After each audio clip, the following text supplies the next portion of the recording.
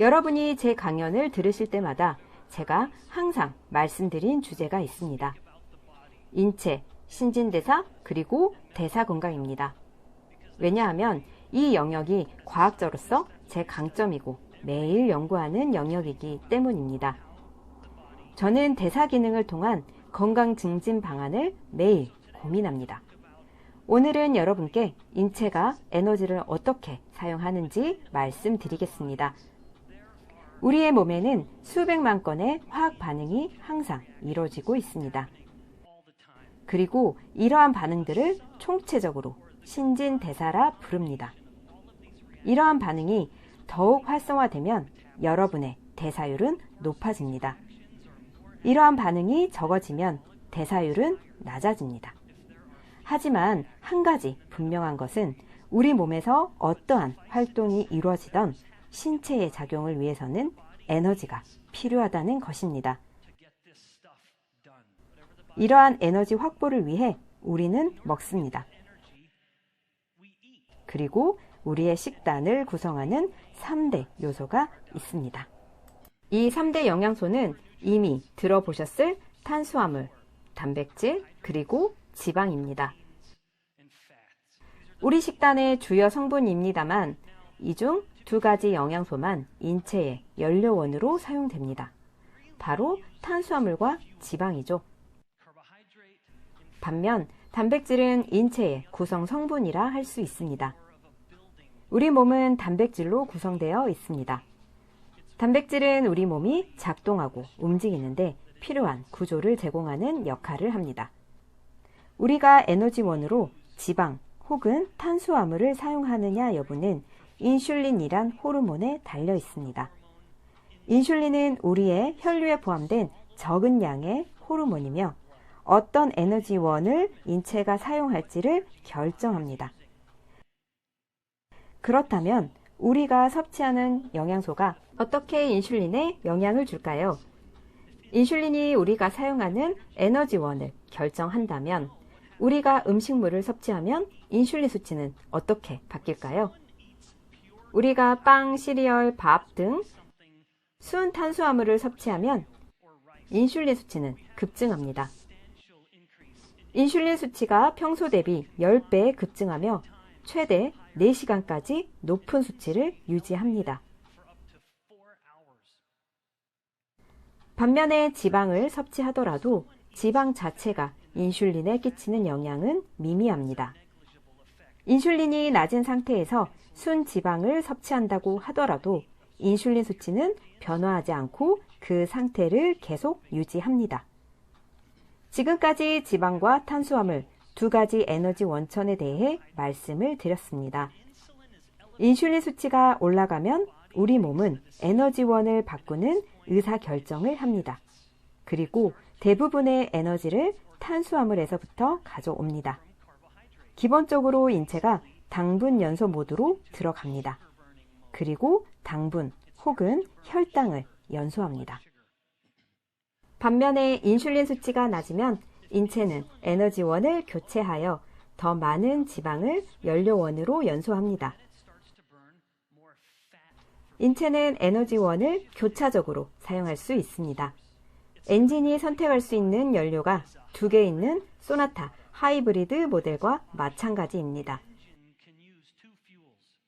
인슐린 수치가 낮으면 인체는 대사 엔진의 연료로 지방을 사용하고 탄수화물 혹은 혈당을 덜 사용합니다. 반대로 생각해 보겠습니다. 인슐린 수치가 높으면 탄수화물 혹은 혈당의 연소가 이루어집니다. 당분을 더 많이 연소한다는 것은 지방을 덜 연소한다는 뜻입니다. 지방을 연소하지 않으면 우리 몸에 있는 지방의 양은 증가합니다. 왜냐하면 인슐린 수치가 높으면 우리 몸에서 지방 연소가 불가능하니까요. 높은 인슐린 수치는 탄수화물 연소로의 전환, 그리고 적은 지방 연소를 의미합니다. 하지만 이 문제의 해결책은 간단합니다. 지방을 연소하고 싶지만 우리가 원하는 것보다 더 많은 지방이 우리의 몸에 있고 이를 연료원으로 사용하길 원한다면 인슐린 수치를 낮춰야 합니다. 그렇게 할 수 있다면 지방을 연료로 사용하기 시작해서 지방을 주 연료원으로 만들 수 있습니다. 그렇게 되면 인체에 저장된 지방이 연료로 사용되면서 지방 조직은 작아질 것입니다. 우리는 모두 그렇게 되길 바랍니다. 요약해서 보겠습니다. 인슐린 수치가 높으면 탄수화물에 연소가 많으며 당분 연소의 시작을 의미합니다. 인슐린이 너무 오랫동안 높은 수준을 유지하면 인슐린 저항성이 생깁니다. 인슐린 저항성에 대해서 제가 관심을 가지고 또한 여러분이 관심을 가져야 하는 이유가 있습니다. 인슐린 저항성은 거의 모든 만성질환의 원인입니다. 여러분 주변의 고혈압은 인슐린 저항성일 겁니다. 주변에 알츠하이머, 즉 치매를 앓고 있는 분이 있다면 뇌 기능에 문제가 생겼다는 뜻이겠죠. 뇌가 인슐린 저항성을 보이기 때문일 수 있습니다. 여러분 주변에 불임에 고통받는 분이 있을 겁니다. 불임의 가장 일반적인 형태 중 하나가 다낭난소 증후군인데 인슐린 저항성이 그 원인입니다. 인슐린은 여성의 임신과 관련된 정상 호르몬을 교란할 수 있습니다. 그 외에도 많은 질환이 인슐린과 관련이 있습니다. 일부 암도 인슐린 저항성과 무관하지 않습니다. 인슐린 저항성은 여기에 나와 있는 질환의 원인이 되거나 혹은 질환을 악화시킵니다. 만성질환이 두려운 분이라면 인슐린 저항성에 주의해야만 합니다. 우리가 탄수화물을 섭취하면 인슐린 수치는 당연히 올라갑니다.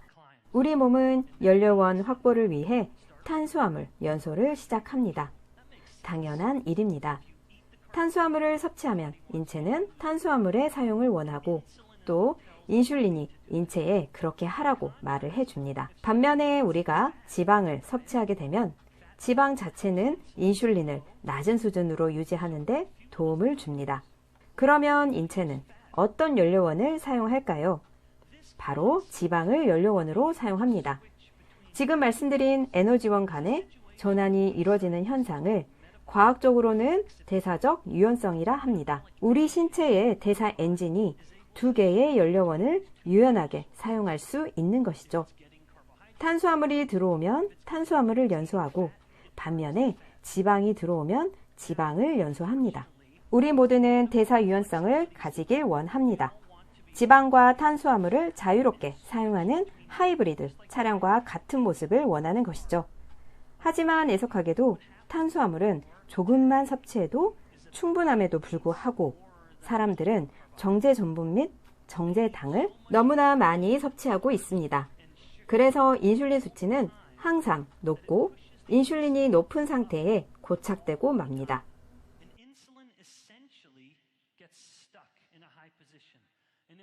인슐린이 높은 수준으로 고착화되고 탄수화물을 일어나자마자 섭취하고 2시간마다 또 정제된 전분과 당분을 섭취하게 되면 인슐린 수치는 거의 하루 종일 높은 수준으로 유지가 됩니다. 인슐린은 높은 수준에서 고착화가 되고 인체는 당분 연소 모드에 고착화가 됩니다. 인슐린이 만성적으로 높아졌기에 인체가 지방을 연소하는 상태로 돌아갈 수 없기 때문입니다. 원하지는 않지만 당분 연소 모드로 고착화되고 맙니다. 그렇게 되면 혈액에 있는 당분만을 주 연료원으로 연소합니다. 체내의 지방은 연료로 절대 사용되지 않습니다. 그러면 어떤 현상이 발생할까요? 지방을 연료원으로 사용할 수 없으니 몸에 지방이 쌓입니다. 이처럼 인체가 지방 연소 모드로 돌아가지 못하는 상황을 신진대사의 유연성이 없다고 표현합니다. 건강하게 지내기 위해 필요한 당분 연소 모드 혹은 탄수화물 연소 모드와 지방 연소 모드 사이에 전환 유연성을 상실하고 만 것입니다. 이 경우 해결책은 탄수화물 섭취를 줄이는 것입니다. 따라서 일부 탄수화물을 멀리하게 되면 인슐린 수치를 다시 낮출 수 있습니다. 다시 체내 지방을 연료원으로 사용할 수 있다는 말입니다. 우리의 몸이 여기 보이는 연료 운반용 트럭이라고 가정해 보겠습니다. 어떤 국가에서 오셨던 유사한 트럭이 있을 것입니다. 도로에서 트럭이 연료를 운반하고 있습니다. 이 트럭은 2개의 연료원 혹은 2개의 연료통이 있습니다. 보이시나요? 아주 큰 탱크가 하나 있고 다른 하나는 그렇지 않습니다. 이 트럭이 주행을 하다가 연료가 바닥나면 멈춰서 주유를 해야만 합니다. 하지만 트럭은 본체 아래쪽에 있는 작은 탱크에서만 연료를 받아옵니다. 무엇이 문제인지 아시겠습니까? 트럭에는 엄청난 양의 연료가 큰 탱크에 있는데 작은 연료 탱크에서만 연료를 공급받는다는 것입니다. 이 트럭은 큰 탱크에서 연료를 가져올 수가 없습니다. 즉, 연료를 가지고는 있지만 쓰지를 못하는 것입니다. 우리 몸도 마찬가지입니다. 우리의 몸에는 탄수화물로 저장된 작은 연료원이 있습니다. 이 연료는 많지도 않고 하루 정도만 버틸 수 있습니다. 하지만 마르고 과체중이 아닌 사람이라도 몸에는 탄수화물보다 100배나 많은 지방으로 저장된 에너지가 존재합니다. 우리 몸에 달려있는 이 떨리고 꼬집으면 잡히는 모든 것이 다 연료원입니다. 하지만 이를 사용하지 못하고 있습니다. 트럭이 큰 탱크를 가지고 있지만 앞에 있는 작은 탱크에 있는 연료만을 사용하는 것과 마찬가지입니다. 그렇다면 뭐가 필요할까요? 이 트럭에 새로운 연료관을 만들어 주어야 합니다. 그래야 작은 탱크에 연료만 쓰는 것이 아니라 큰 탱크에 연료도 쓸 수 있습니다. 그리고 이 작용을 위해 인슐린이 중요한 역할을 합니다. 인슐린 수치가 낮으면 작은 탱크에 있는 연료를 태우고 멈추는 것이 아니라 큰 탱크에서 운반하던 연료를 사용할 수 있습니다. 우리의 몸도 마찬가지입니다. 인슐린 수치가 낮으면 더 큰 연료원을 사용할 수 있습니다. 체내 인슐린 수치를 오랫동안 낮게 유지하면 지방 연소를 많이 할 수 있다는 뜻입니다. 낮은 인슐린은 높은 지방 연소를 의미한다는 것을 알게 되셨을 겁니다. 우리의 몸이 지방 연소를 오랫동안 하게 되면 매우 흥미로운 일이 벌어집니다. 미세물질인 케톤이 혈액 내에서 생성되기 시작합니다. 지방 연소의 결과물이라 할 수 있습니다. 특히 간에서 다량의 지방 연소가 발생하면 지방의 일부를 미세지방인 케톤으로 변환시킵니다. 케톤의 성분과 케톤 자체는 매우 유익한 분자 물질입니다. 우리가 3대 영양 원칙을 따라 식사를 하면 우리의 몸에는 케톤이 생성될 수 있습니다. 케톤이 인체에 주는 긍정적인 효과는 이미 잘 알려져 있습니다. 이미 다수의 논문에서 케톤이 뇌, 심장, 근육, 체지방에 긍정적 효과가 있음을 밝혀냈으며 심지어 염증에도 효과가 있다고 합니다. 인간의 뇌를 연구한 결과에 따르면 알츠하이머 병에 걸린 사람의 뇌에 케톤을 공급해주면 뇌가 즉각적인 반응을 보이며 기억력이 좋아지며 뇌가 더 명확하게 사고를 한다고 합니다.